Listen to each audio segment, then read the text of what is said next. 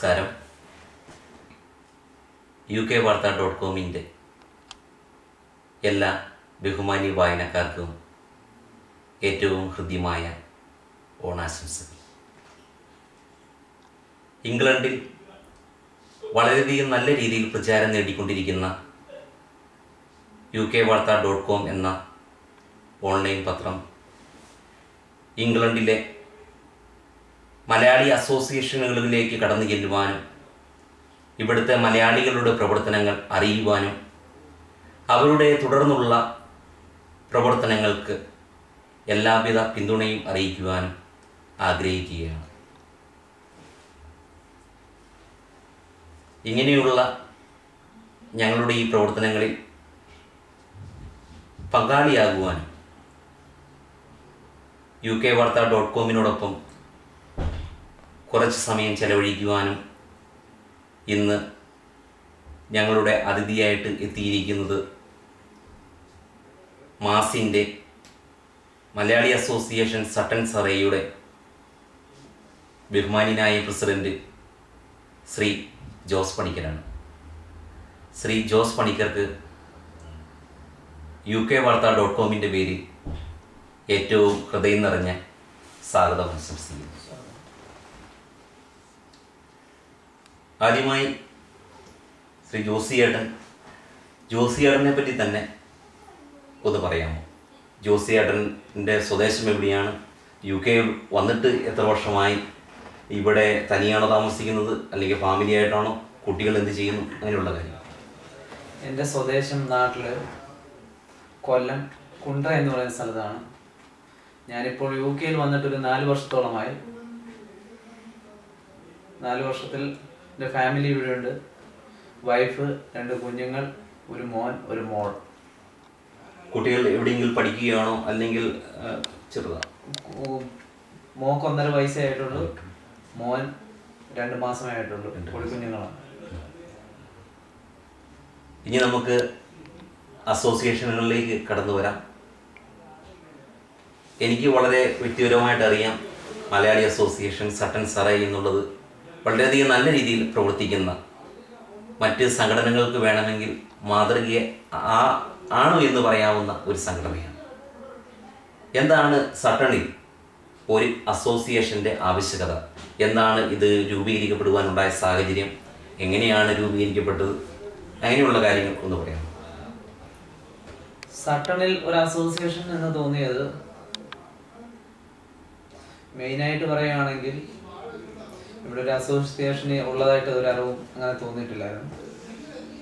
അതുപോലെ തന്നെ എൻ്റെ സമപ്രായക്കാരുമായിട്ട് കൂടി ആലോചിച്ചപ്പോൾ വളർന്നു വരുന്ന കുഞ്ഞുങ്ങൾക്കും അതുപോലെ തന്നെ ഞങ്ങളെപ്പോലുള്ളവർക്കും എല്ലാവർക്കും ഒരു അസോസിയേഷൻ വേണമെന്ന് തോന്നി. അപ്പോൾ തന്നെ ഞങ്ങൾ ഈ ഇപ്പോഴുള്ള ഈ മാസിലുള്ള സംഘാടകരെല്ലാവരും കൂടി ചേർന്ന് ഒത്തൊരുമിച്ചപ്പോൾ എല്ലാവർക്കും ഒരേ അഭിപ്രായമായിരുന്നു. അങ്ങനെയാണ് മാസം എന്നുള്ള ഒരു സംഘടന സട്ടണിൽ രൂപം കൊണ്ടത്. ഇപ്പോൾ അത് 2 വർഷത്തോളമായി. ഇതിൻ്റെ പ്രവർത്തനങ്ങളെ കുറിച്ച് പറയുകയാണെങ്കിൽ പ്രവർത്തനങ്ങൾ നല്ല രീതിയിലാണ് നടക്കുന്നതെന്ന് പുറമേ നിന്നുള്ള ആൾക്കാർ പറയാറുണ്ട്. അത് കേൾക്കുന്നത് വളരെയധികം സന്തോഷം തന്നെ. അതുപോലെ തന്നെ വളർന്നു വരുന്ന കുഞ്ഞുങ്ങൾ, നമ്മുടെ തലമുറകൾക്ക് ഒരു മാതൃകയാകണം എന്നാണ് ഞങ്ങളുടെ ഒരു ആഗ്രഹം. അതിനുവേണ്ടി ഞങ്ങൾ നല്ല നല്ല കാര്യങ്ങൾ ചെയ്യുന്നുണ്ട്. അതുപോലെ തന്നെ കുഞ്ഞുങ്ങൾക്ക് നല്ല രീതിയിൽ ഗൈഡൻസ് കൊടുക്കുന്നുണ്ട്. സ്പോർട്സ് ആയാലും പഠനപരമായാലും എല്ലാവിധ രീതിയിൽ ഞങ്ങൾ ഗൈഡ് ചെയ്യുന്നുണ്ട്. അതുപോലെ തന്നെ ഞങ്ങൾ വെറുമൊരു സംഘടന അല്ലെങ്കിൽ വെറുമൊരു അസോസിയേഷൻ അതല്ല. ഞങ്ങൾ ഫ്യൂച്ചറിലോട്ട് ഇതിലും നല്ല നല്ല കാര്യങ്ങൾ ചെയ്യണം എന്ന് ഞങ്ങൾ പ്ലാൻ ചെയ്യുന്നുണ്ട്. നല്ല നല്ല കാര്യങ്ങൾ എന്ന് പറയുമ്പോൾ നിരവധി ആൾക്കാരെ സഹായിക്കുവാനോ അല്ലെങ്കിൽ അങ്ങനെ എന്തെങ്കിലുമൊക്കെ ഒന്ന് ചെയ്യണമെന്ന് ഞങ്ങൾ പ്ലാൻ ചെയ്യുന്നുണ്ട്. അത് ചെയ്യുവാൻ വേണ്ടി ഞങ്ങൾ മുന്നോട്ട് പോയിക്കൊണ്ടിരിക്കുകയാണ്. അതുപോലെ മാസിൽ ഇപ്പോൾ ഞങ്ങൾ നല്ല കുറച്ച്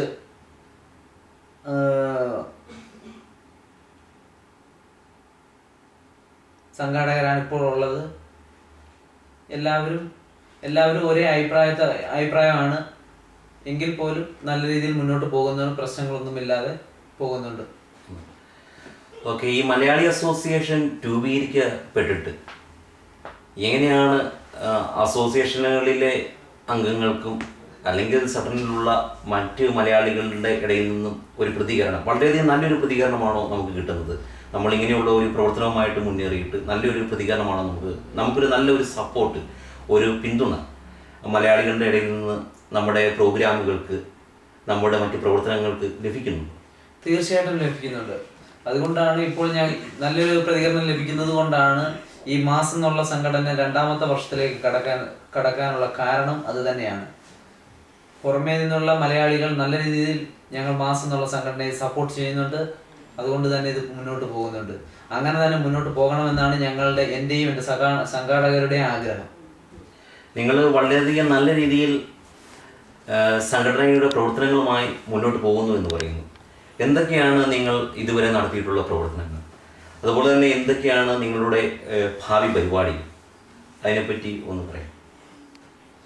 ഇപ്പോൾ ഞങ്ങൾ തുടങ്ങിയിട്ട് 2 വർഷമേ ആയിട്ടുള്ളൂ. എങ്കിൽ വിപുലമായിട്ടുള്ള പ്രവർത്തനങ്ങളൊന്നും ഞങ്ങളത് പ്ലാൻ ചെയ്യുന്നതേ ഉള്ളൂ. ഈ പറഞ്ഞതുപോലെ